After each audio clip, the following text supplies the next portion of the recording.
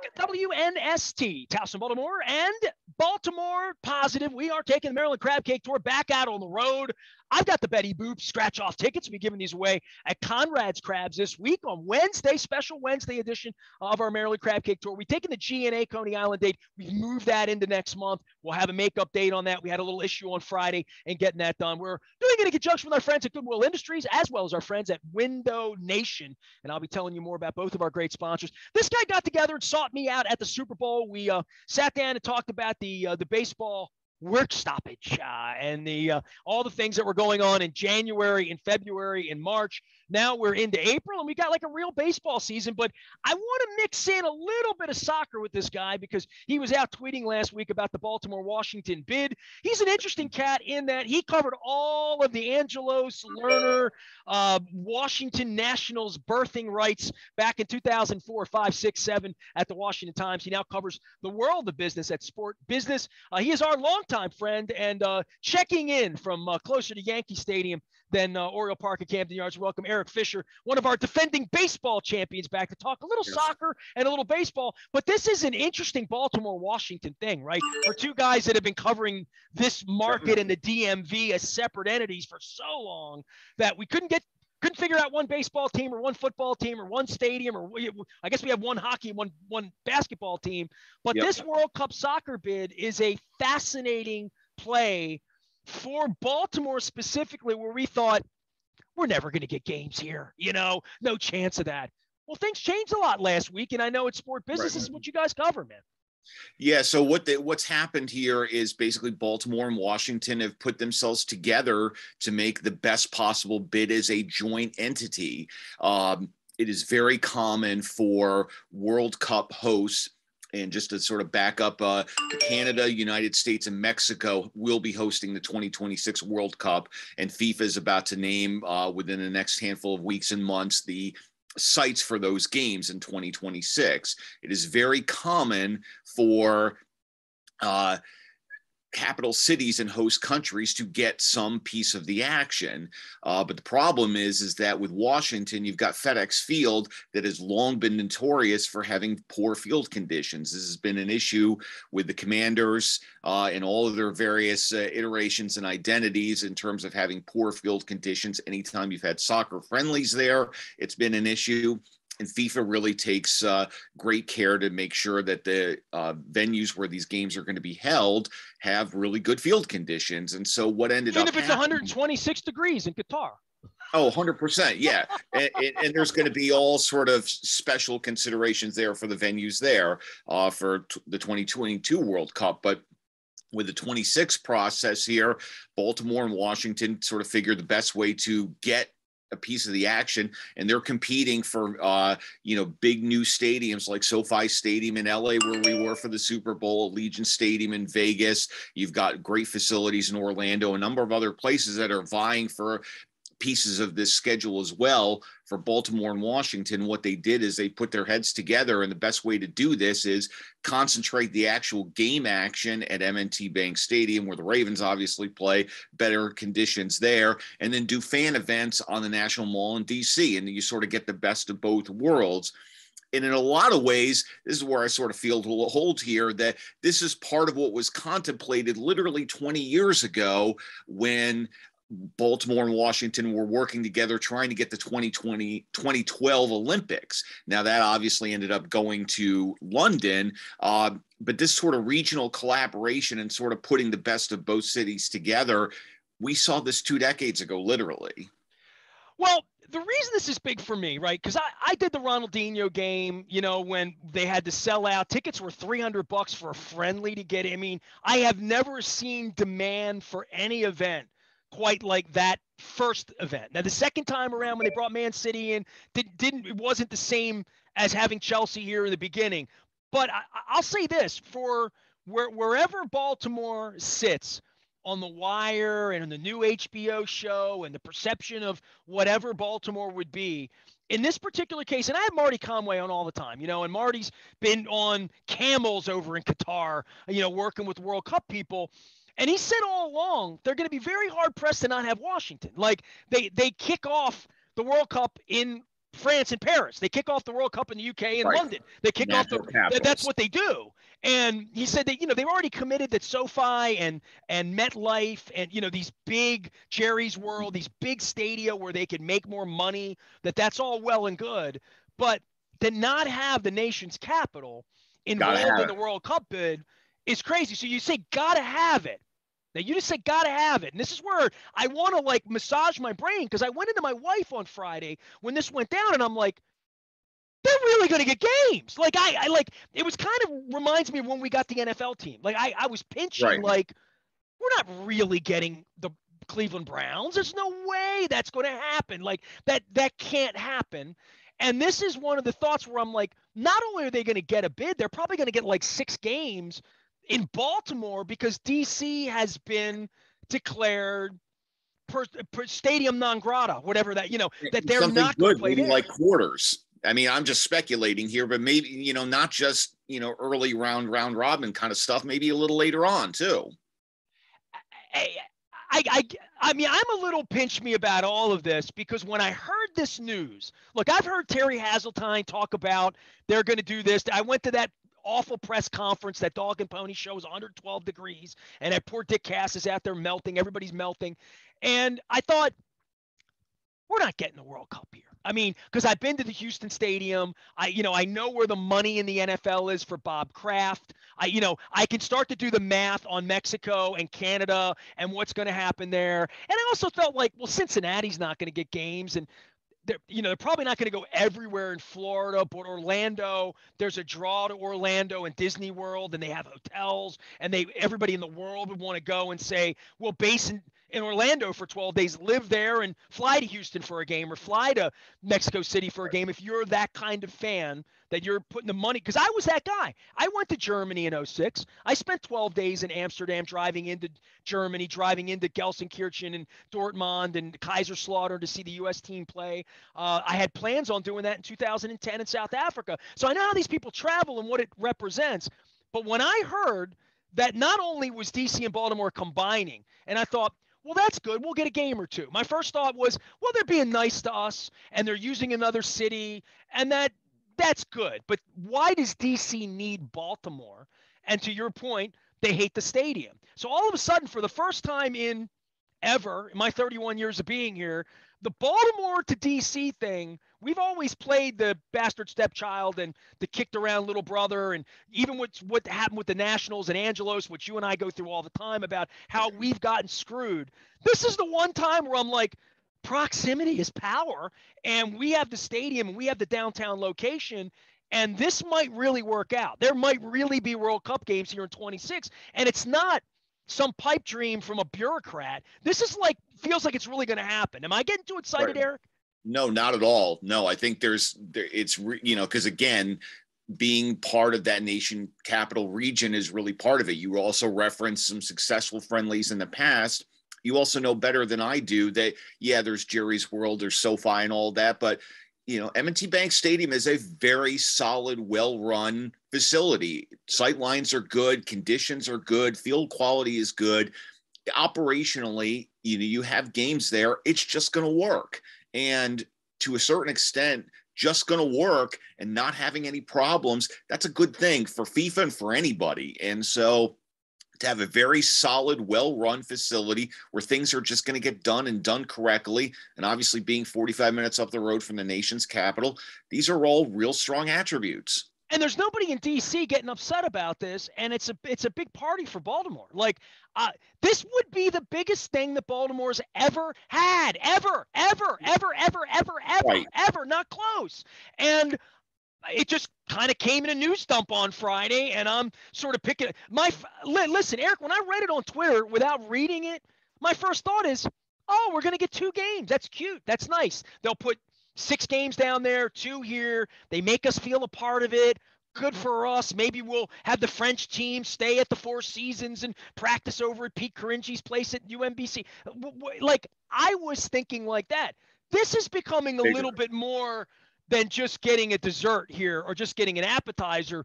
We're going to get some meat and potatoes here. And I have been skeptical from the beginning, but maybe from the beginning they always realized this was the real play. The real play wasn't Baltimore as a bid. The real play was Baltimore as a safety for DC because they can't embarrass themselves down in DC. Well, also keep in mind that this is all happening where Dan Snyder is at a historical weak point. You raise a very good point that there's no hue and cry from DC about this because everybody knows the facility issues with FedEx because they've been going on for years. This is not a new thing. But who's going to cry about this down in DC? Certainly not Dan Snyder. He's got a whole lot of other problems right now, and certainly no legislator is going to go to bat for him for the very same reason. So there is absolutely no objective because not only does it just work on the merits, but you have all these other issues coming into play as well. Eric Fisher is here. He is at Sport Business. We usually talk baseball. We've talked football and NASCAR. We've talked all sorts of things over the course of time. But this World Cup bid, give me a global scale on this for people who ain't soccer people. And when these games would happen, and the larger picture for even a traditionalist like myself that remembers 24 teams and the round robin and how many groups there are and the group of death and all of that stuff. This is an expanded field. There's a lot more games that are going to be played in 2026, in addition to the U.S. being involved, and probably. And I'm going to have Marty Conway on later because he speaks to the history of all this. It probably would mean the U.S. would kick off the whole thing here. Like Baltimore may be the beginning of the kickoff of the World Cup in 26. And that would be, I need to go take a cold shower, Eric, if this happened. I mean, I can't believe this is, as I sat in 2006 in Zurich, Switzerland, and saw festivals outside and saw 1 million people on the wall and the water in Berlin, watching games on giant TVs, on barges. I dreamed in this harbor of a soccer festival one day where maybe one day we would get a game or two or do something.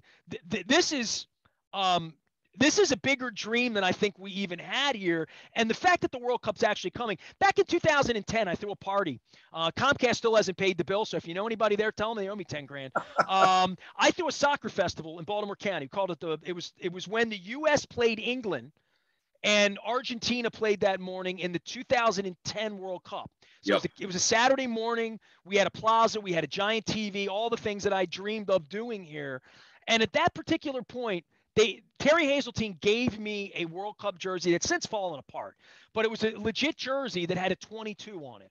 And the reason it had a 22 on it was they believed the 2022 World Cup was in the mind's eye, and it was 18 or 22, but they were pulling for 22. They were going for it. Yeah, and then 18 and 22 were all corrupted by bags of money and literally international criminals. Imagine that with Russia getting a bid on that. Imagine that with Qatar with no stadia, a country that's this big, wealth that's this big, and 125 degrees in the middle of summer. No infrastructure to run large-scale events. But FIFA was so corrupt for so long, and I dare I say still probably is to some degree, but this has been cracked at since 1994. And the fact that Baltimore somehow is going to, before the football stadium was dreamt of in 1998, or the Ravens were a pipe dream in Art Modell's eyes, all of this happened back in 94. They had a World Cup here, and we've been trying that much longer and against all sorts of odds and corruption to get the World Cup back here.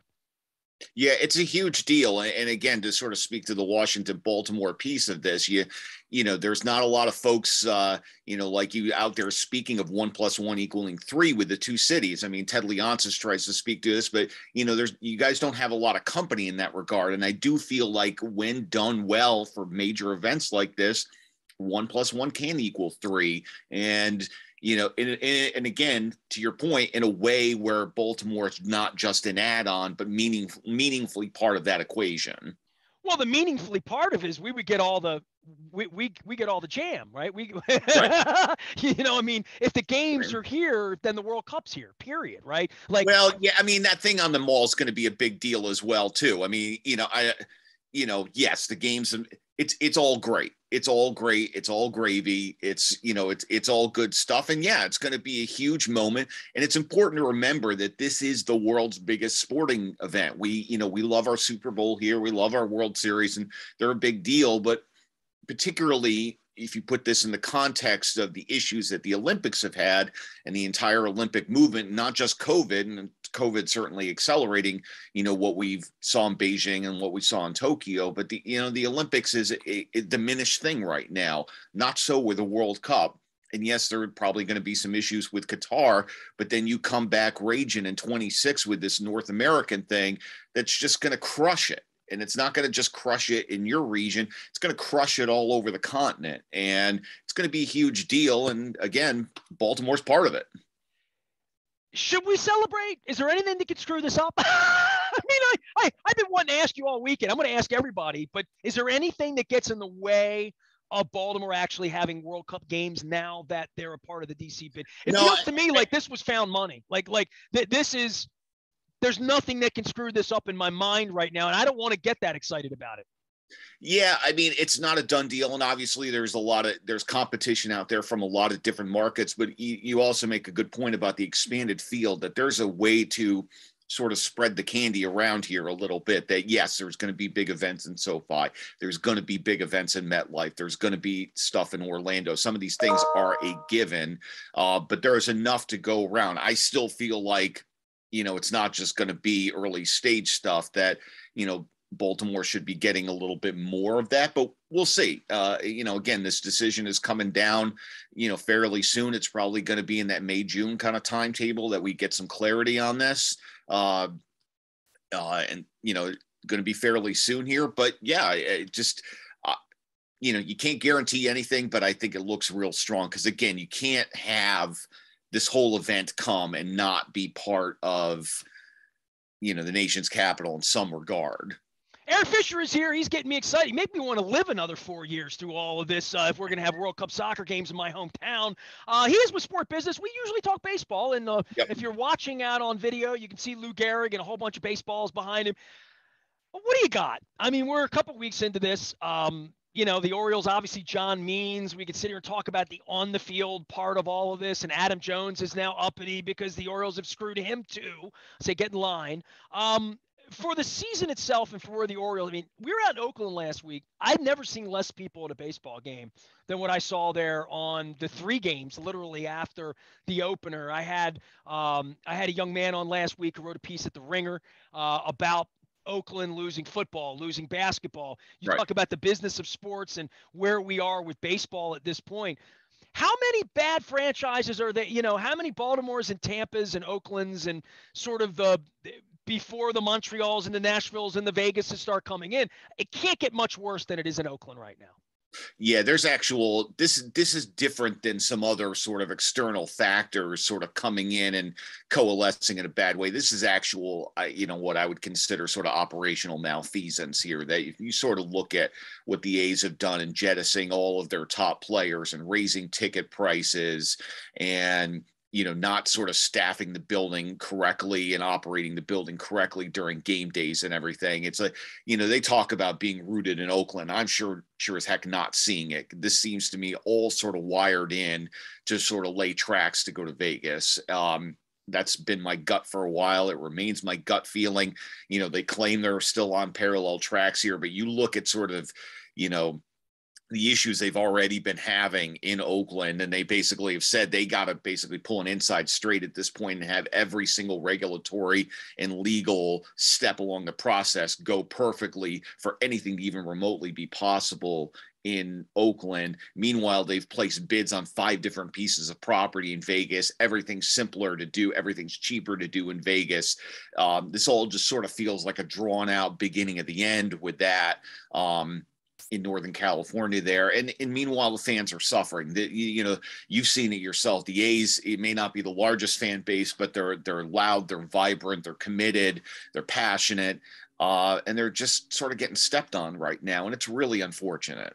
Well, it's not any different than the Orioles getting stepped on, $30 million payroll and Means is hurt. They're not really trying, but they are laying hey, we're going to be good in a couple of years. They're hanging the carrot out there for you. At least the A's aren't even doing that. And I don't know the Tampa situation is much better when every time I hear about them, they're going to play games in Montreal and all this other stuff going on. Montreal thing is dead. The split season thing that got killed last fall. So now Tampa is still trying to figure out something in their local market. They actually draw pretty well on TV, and it's a good sized TV market.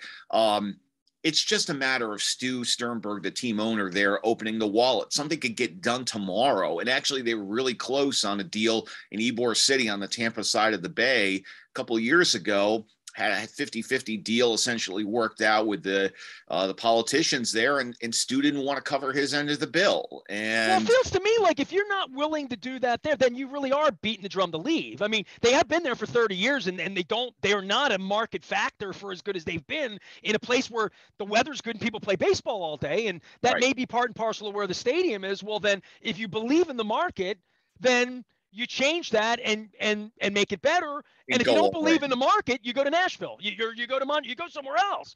But to sit forever, I mean, the Orioles don't have that. The Orioles just have sheer incompetence. It gets back to, I've told you, I'm going to tell you the same thing I've been telling you for at least 2 years here, that particularly as Peter is getting older and sicker here, that, transfer, the control transfer has happened, that John Angelos is the day-to-day lead executive for the Orioles. And what I would really love to see, much like what we saw in Chicago and Houston and some of these others, even though the team is bad right now, for him to basically go to every Rotary Club meeting, every Chamber of Commerce meeting, everything, and just never going to happen. It's just never going to happen. Be on this journey. This is what Jim Crane did. This is what Tom Ricketts did. And, we can debate those executives and those teams, but they were out there beating the bush, trying to get people to come along with them on the journey.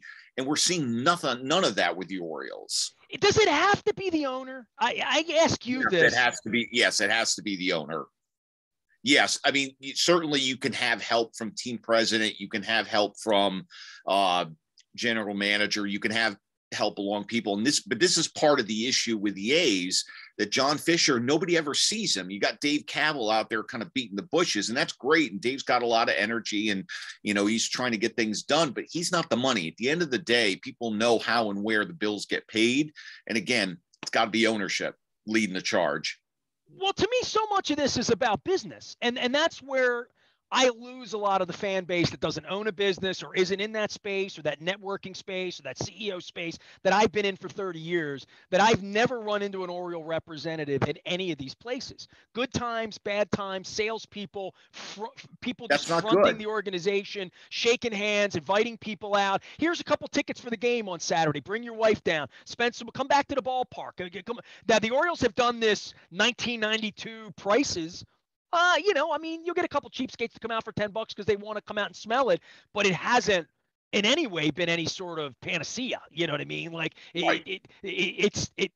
that's not a strategy to give the tickets away for $5. The strategy is to make people feel invested in the team again and build an actual connection, even if they stink now. And again, the Cubs were bad, the Astros were bad. But they built a connection, tried to get people to come along with them on the journey. Come with me, we're going to be on this multi-year journey. Come with us together. And they took a lot of slings and arrows along the way. But when those two teams in particular ended up winning titles, and they're still pretty good now, people ended up sort of feeling invested because they were along with them, and they felt like there was a relationship and a connection with that ownership. I mean, you had Tom Ricketts showing up at Cubs convention every single year, in addition to all those Chamber of Commerce luncheons.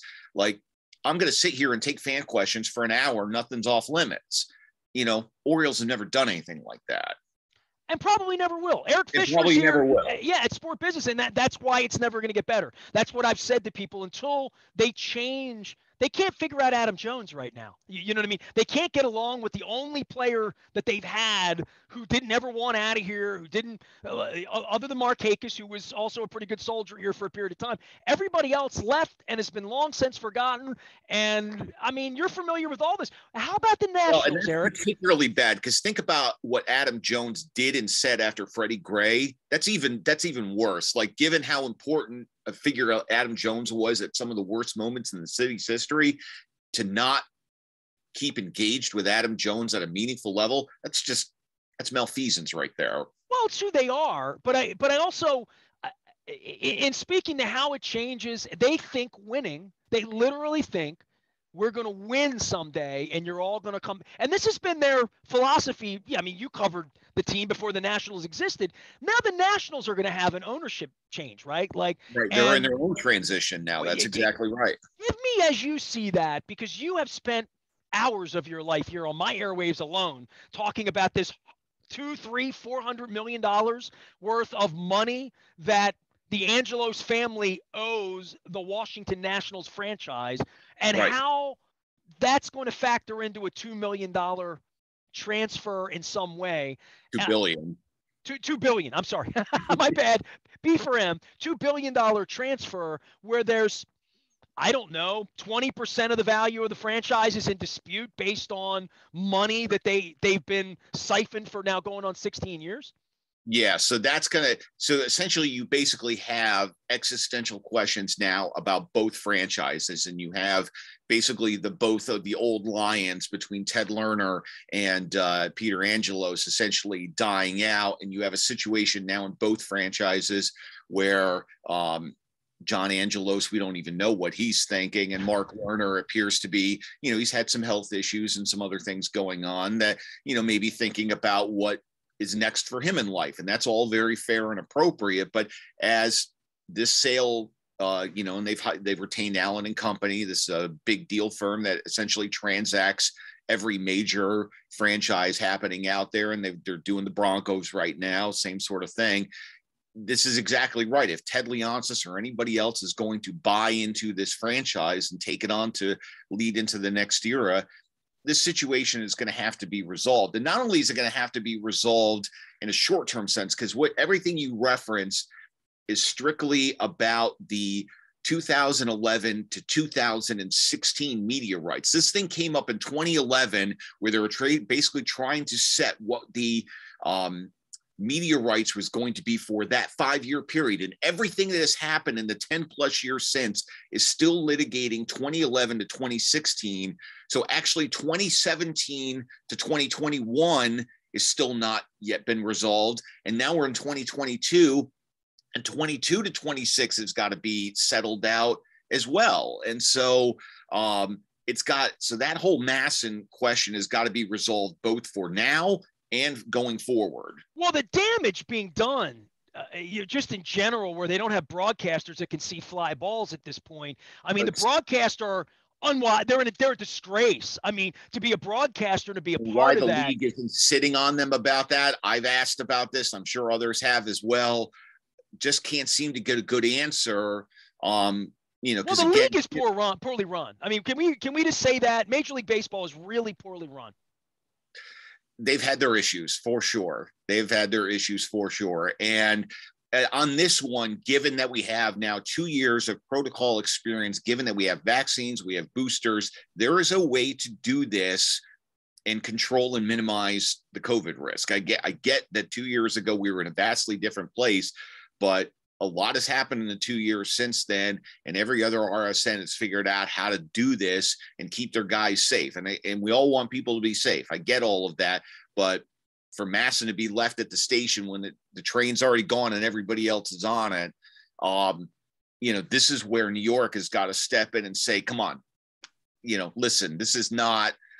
New York didn't step in when they didn't have HD. New York isn't stepping in to give any Oriole fan in-market rights so I can actually watch the game on my screen here. Like, even if you pay for it, you can't take it with you.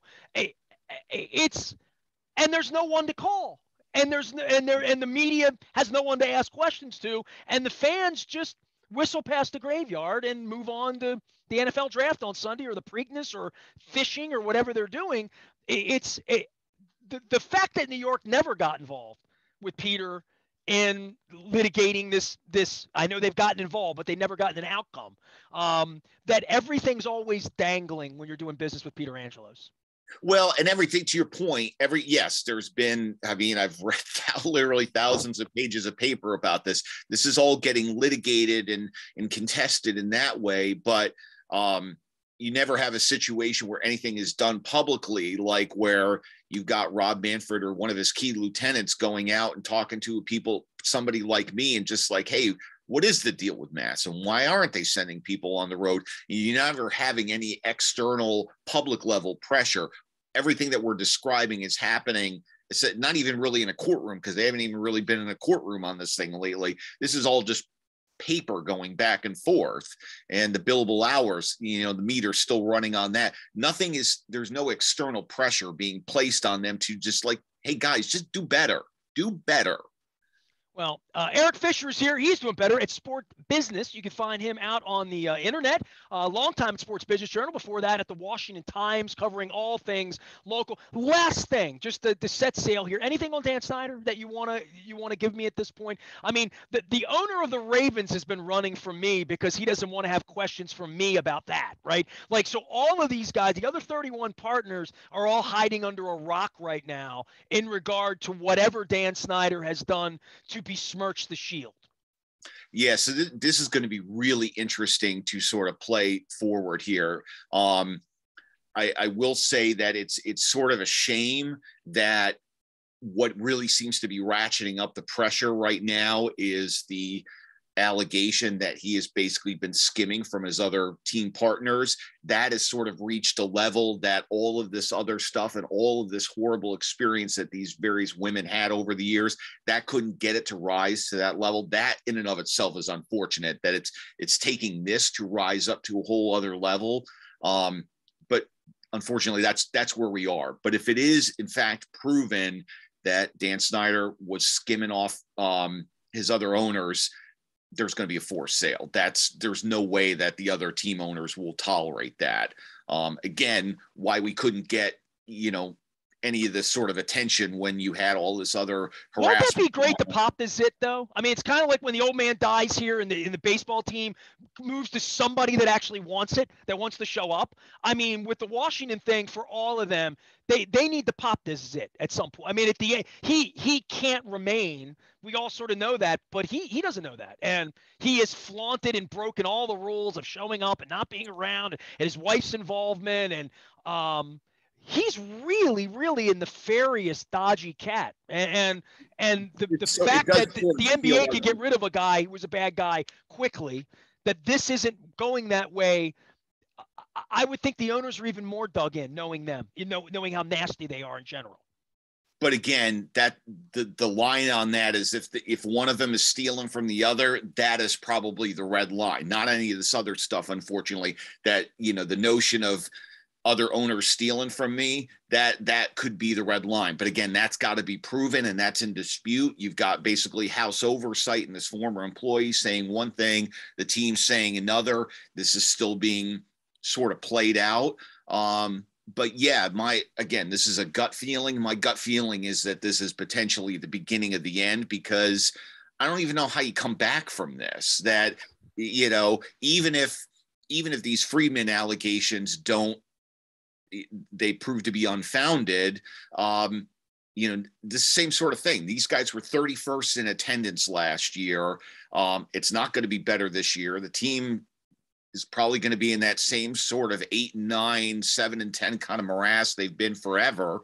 And as you well know, being sort of in that middle, that's the worst state of all. It's worse than 3 and 14, and it's certainly worse than 16 and 1. They're sort of in that middle mediocre range that they've been forever. They've never won 11 games with Dan Snyder in all these years. They've only been to the playoffs 6 times in 22 years.